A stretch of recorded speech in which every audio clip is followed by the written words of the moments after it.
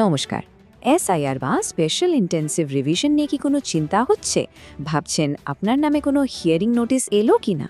তো আবার কোনো চিন্তা নেই, কারণ পুরো ব্যাপারটা এখন আপনি নিজেই চেক করে নিতে পারবেন, একদম ঘরে বসে। নির্বাচন কমিশন একটা নতুন অনলাইন সিস্টেম চালু করেছে। এই প্রশ্নটা কিন্তু এখন অনেকেরই মাথাতেই ঘুরছে, তাই না? যে নোটিশ আসবে কি আসবে না, বা কোনো কাগজপত্র জমা দিতে হবে কিনা। তো এই সব কনফিউশন দূর করার জন্যই আজকের এই আলোচনা। চলুন একদম স্টেপ বাই স্টেপ পুরো ব্যাপারটা বুঝে নেওয়া যাক। আর সবচেয়ে মজার ব্যাপার কি জানেন? এর জন্য কোথাও যাওয়ার দরকার নেই। আপনার হাতে যে মোবাইলটা আছে ওটা দিয়েই সব হয়ে যাবে। শুধু নিজেরটা নয়, বাড়ির সবার, এমনকি বন্ধুদেরও কিন্তু আপনি সাহায্য করতে পারবেন। তো চলুন আর একদম দেরি না করে দেখে নিই কীভাবে কাজটা করতে হবে।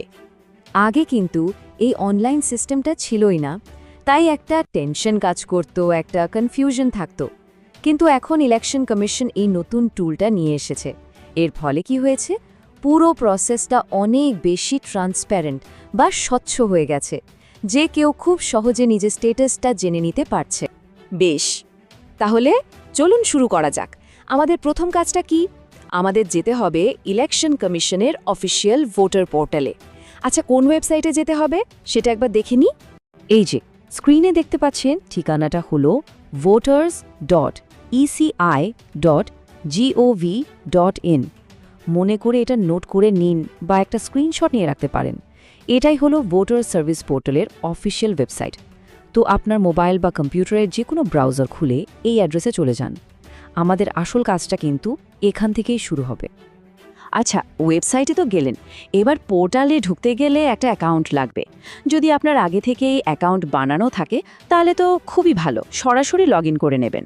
আর যদি না থাকে তাতেও কোনো চিন্তার কারণ নেই, খুব সহজ কয়েকটা স্টেপে নতুন একটা অ্যাকাউন্ট বানিয়ে নেওয়া যায়। দেখুন, দুটো অপশন আছে। যাদের আইডি অলরেডি আছে তারা লগ অপশনে গিয়ে রেজিস্টার করা মোবাইল নম্বর আর ওটিপি দিলেই কাজ শেষ। আর যাদের আইডি নেই তারা সাইন আপ অপশনে ক্লিক করবেন। সেখানে আপনার মোবাইল নম্বর, একটা ইমেল আইডি চাইবে, তারপর একটা ওটিপি আসবে। ব্যাস, কয়েক মিনিটে আপনার নতুন আইডি রেডি হয়ে যাবে। ওকে, তো লগ হয়ে গেল। এবার আমরা আসল কাজটা করব, মানে নোটিসের স্ট্যাটাস চেক করব। চলুন দেখে নেওয়া যাক ঠিক কোথায় ক্লিক করতে হবে আর কি করতে হবে। একবার পুরো প্রসেসটা দেখে নিন, খুব সোজা। প্রথমে ফর্মস বলে যে অপশনটা আছে ওটাতে ক্লিক করুন। তারপর সাবমিট ডকুমেন্ট অপশনটা খুঁজে বের করে ওটাতে যাবেন। এবার যার স্ট্যাটাস চেক করতে চান তার ভোটার কার্ড নম্বরটা দিয়ে সেন্ড ওটিপিতে ক্লিক করতে হবে।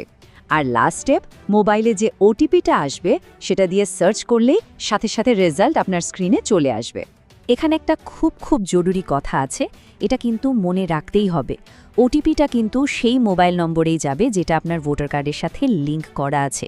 কাজেই যার স্ট্যাটাস চেক করছেন তার মোবাইল নম্বর লিঙ্ক করা থাকতেই হবে, না হলে কিন্তু এই প্রসেসটা আর এগোবে না, এখানেই আটকে যাবে।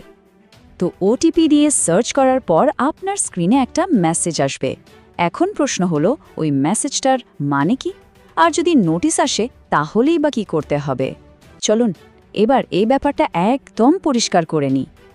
যদি আপনার নামে কোনো নোটিশ না এসে থাকে তাহলে তো দারুণ খবর।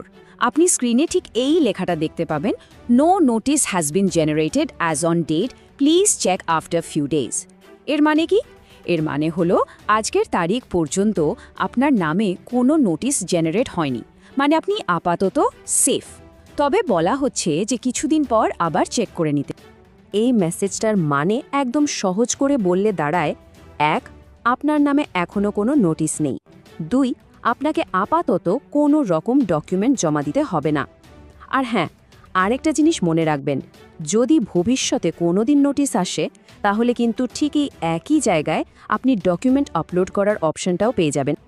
তাহলে এখন তো পুরো ব্যাপারটা আপনার হাতের মুঠোয়, আপনি তো এখন নিজেই সবটা চেক করতে পারবেন।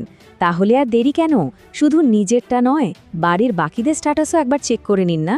আর এই জরুরি ইনফরমেশনটা কিন্তু আপনার বন্ধুবান্ধব, পরিচিতদের সাথেও শেয়ার করুন, যাতে সবাই এই অনলাইন সুবিধার কথা জানতে পারে আর টেনশন ফ্রি থাকতে পারে।